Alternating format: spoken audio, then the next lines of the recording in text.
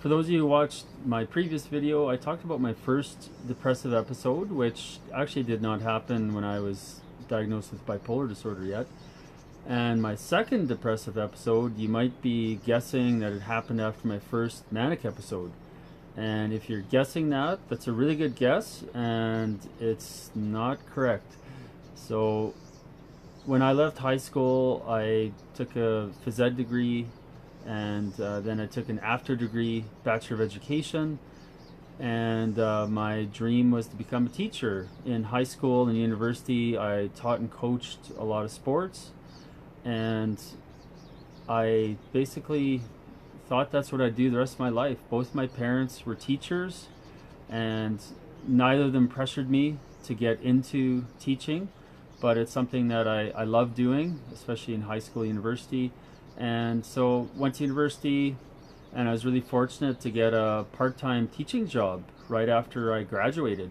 And when I graduated with my B.Ed, my Bachelor of Education, there weren't a lot of teaching jobs. I was in Manitoba and really fortunate to get a job. So I started teaching. I was at a junior high school, and I was coaching volleyball as well. And I loved coaching volleyball, and I absolutely hated teaching. All of my student teaching went well. Anything I ever taught in university, whether it's sports or CPR or what have you, went great. And once I was an actual real teacher with real responsibility, I hated it. I was miserable, and essentially I was really doubting myself. I'm like, holy crap, like what's going on here? So I had a session with a therapist or counselor, I can't remember, maybe a psychologist with the Manitoba Teachers Society, and that was probably about 3 or 4 weeks in, and he asked me, he's like, well, is this what you really want to do? And he asked a couple other really good questions. I kind of sat with it for about a week, and then I pulled the plug. So I quit teaching. It was literally 6 weeks into my teaching career.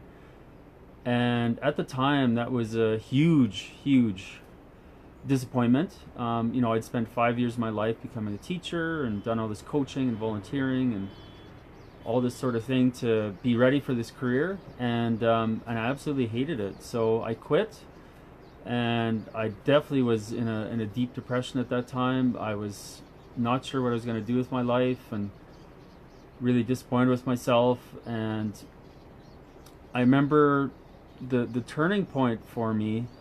Well, I'll just quickly say that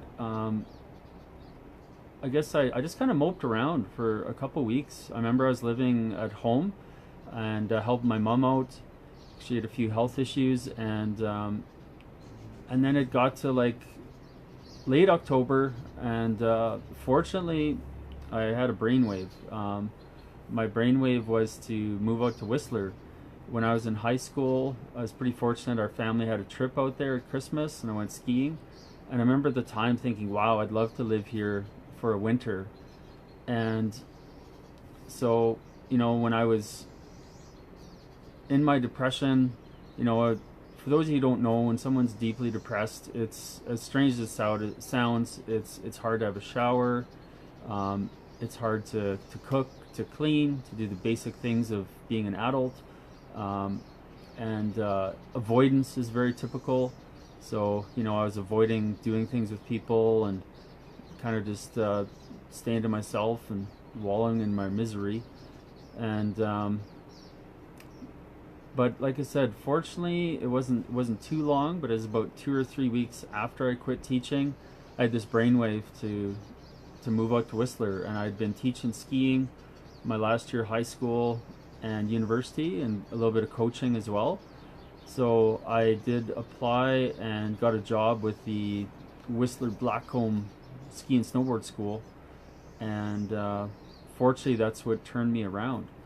But like I say, I can still remember back to the disappointment I had. It took me actually quite a while to get over that, and for many years, whenever I talked about my teaching experience, I always talked about it in a real shameful and disappointing way.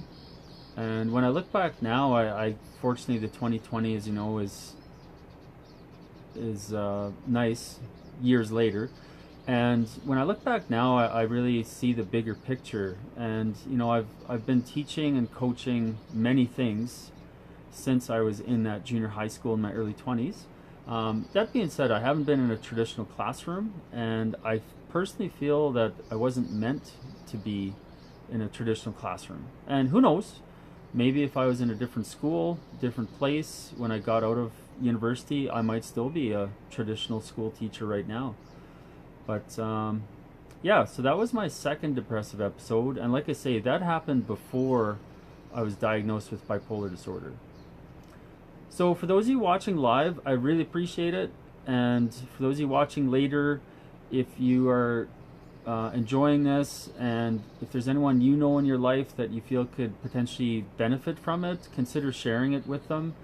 As you know, this is Mental Health Week in Canada from May 6th to 12th. And from Tuesday to Saturday, I'm doing a few different videos. So I'll be doing a video immediately after this talking about my second manic episode. So if you're curious about that, tune in. And again, thanks for watching.